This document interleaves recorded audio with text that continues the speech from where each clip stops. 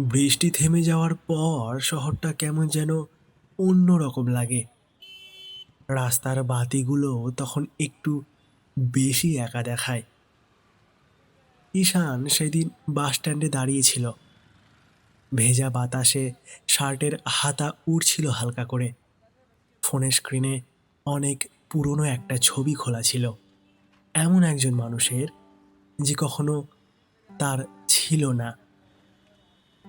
তবুও আজও যার নামটা বুকের ভেতর খুব সাবধানে রাখা।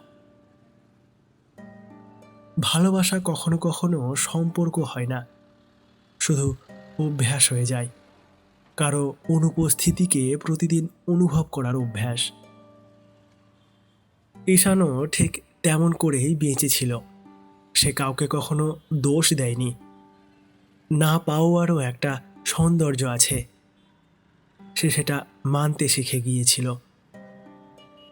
শুধু একটা জিনিস ঠিক করেছিল মনে মনে, আর কাউকে ভালোবাসবে না। কারণ কিছু অনুভূতি একবারই হয়, দ্বিতীয়বার হলে সেটা নাকি আর আগের মতো সত্যি থাকে না। তারপর একদিন নিহারিকা এলো। কোনো নাটকীয়ভাবে নয়, না সিনেমার মতো ধাক্কা খেয়ে, না হঠাৎ বৃষ্টিতে এক ছাতার নিচে। খুব সাধারণভাবে অফিসের লাইব্রেরির কোণের টেবিলে বসে থাকা একটা মেয়ে, যে বই পড়তে পড়তে মাঝে মধ্যে জানালার বাইরে তাকিয়ে থাকত। আর ঈশান খেয়াল করত মেয়েটার চোখেও অদ্ভুত এক ধরনের ক্লান্তি আছে, যেন সেও কাউকে ভুলতে পারেনি।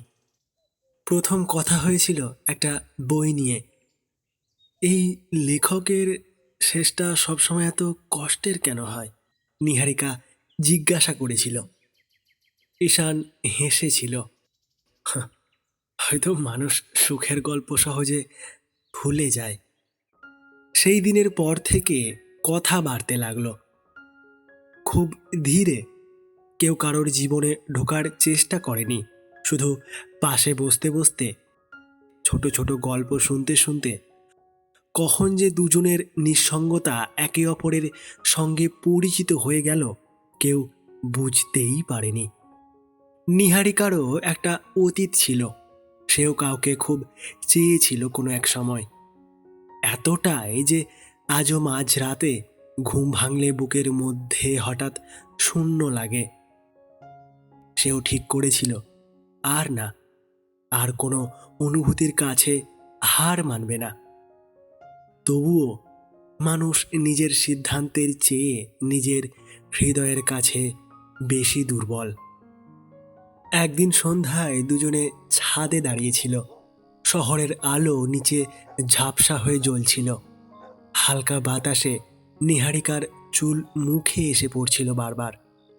হঠাৎ নিহারিকা বলল, তুমি কি কখনো কাউকে ভুলতে পেরেছ?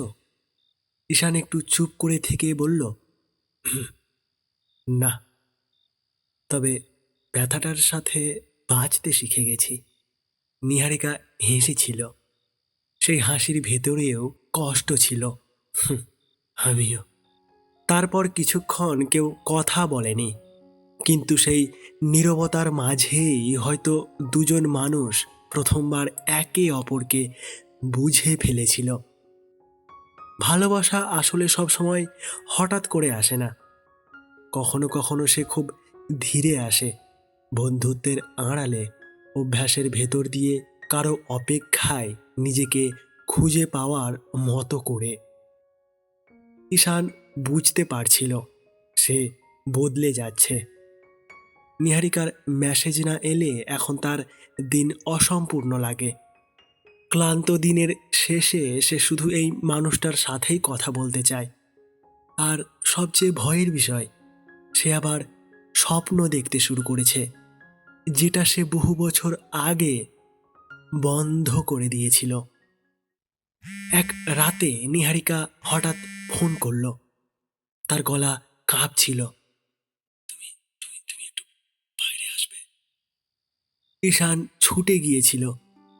নিহারিকা রাস্তার পাশে দাঁড়িয়েছিল, চোখ লাল, হয়তো কেঁদেছিল। কি হয়েছে? নিহারিকা অনেকক্ষণ কিছু বলতে পারেনি।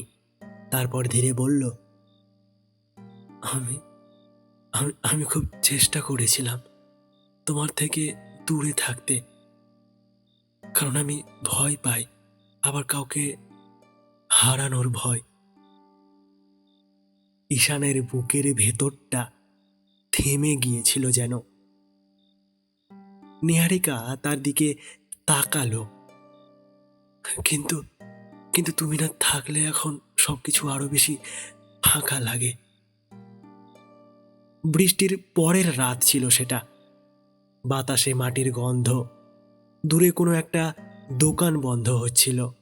ঈশান জীবনের প্রথমবার বুঝেছিল একটা মানুষ অন্য আর একটা মানুষের ক্ষত সারিয়ে তুলতে পারে, কোনো জাদু দিয়ে নয়, শুধু পাশে থেকে গিয়ে। নিহারিকা খুব আস্তে বলল, ঈশান, আমি তোমাকে ভালোবেসে ফেলেছি। কথাটা শোনার পর ঈশানের মনে হয়েছিল তার বহুদিনের অন্ধকার ঘরে কেউ একটা জানালা খুলে দিয়েছে।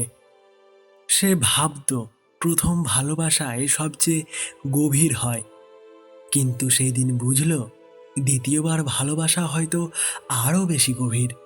কারণ তখন মানুষ ভালোবাসার সৌন্দর্যের পাশাপাশি তার ভাঙনের কষ্টটাও জানে, তবুও কাউকে বেছে নেয়, আবার বিশ্বাস করতে শেখে। ঈশান নিহারিকার হাত ধরেছিল ধীরে। জানো, সে বলল, আমি ভেবেছিলাম আমার ভেতরে আর কোনো অনুভূতি বেঁচে নেই। নিহারিকার চোখ ভিজে উঠল। আমিও। সেদিন কেউ কাউকে অতীত ভুলে যেতে বলেনি, কারণ কিছু মানুষ ভুলে যাওয়া যায় না, তারা থেকে যায়, পুরনো গানের মতো, পুরনো শহরের মতো। কিন্তু নতুন মানুষরা আসে নতুন আলো নিয়ে। তারা পুরনো অন্ধকার মুছে দেয় না, শুধু শেখায় অন্ধকারের মাঝেও আবার আলো জ্বলে উঠতে পারে। আর হয়তো ভালোবাসা ঠিক সেটাই, কাউকে ভুলে যাওয়া নয়, বরং অনেক ভাঙার পরেও আবার কারো হাত ধরতে পারা। এতক্ষণ শুনছিলেন দি A2 স্টোরিজ সিরিজের প্রথম গল্প, নতুন আলো। যদি আপনাদের গল্পটা ভালো লেগে থাকে এবং কোন অংশটা সবথেকে ভালো লেগেছে সেটা অবশ্যই কমেন্ট করে জানাবেন। আমরা খুব শীঘ্রই ফিরব আবার এই সিরিজের নতুন একটা গল্প নিয়ে, নতুন অনুভূতি, নতুন অভিযান অথবা নতুন অভিজ্ঞতা নিয়ে। ততক্ষণ সুস্থ থাকুন, ভালো থাকুন এবং অবশ্যই শুনতে থাকুন দি অডিও অ্যাবিশ।